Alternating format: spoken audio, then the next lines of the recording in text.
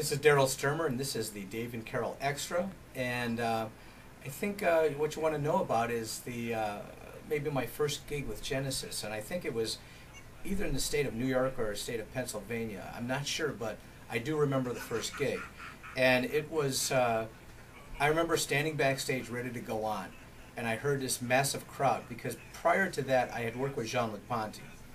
And Jean-Luc Ponty, we were playing shows that were more like 1,200 and maybe the largest crowd, 3,000. So here I was in an arena, and we were going to be playing to about 10 to 12,000 people.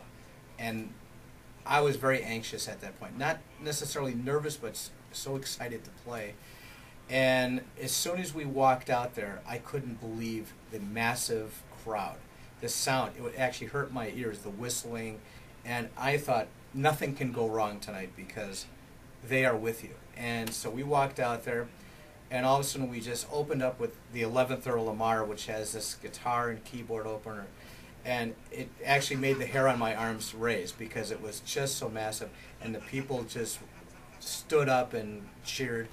And that was a great feeling because I had never experienced that kind of audience yet at that point. And then we just went on from there, and I just relaxed a little bit more and more as we went along. And I remember looking over at Mike, and he kind of looked at me and gave me a little nod like, it's going well, it's cool.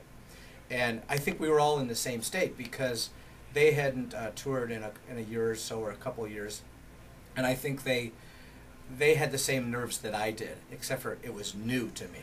So maybe I had that little extra edge than they had. So it was a wonderful time, and I remember as soon as the show was over, we all got off stage, and just Phil came up to me and gave me a hug, and he just said, "Great job." And I think that was the moment that I knew I was in. So that is my story on the first show.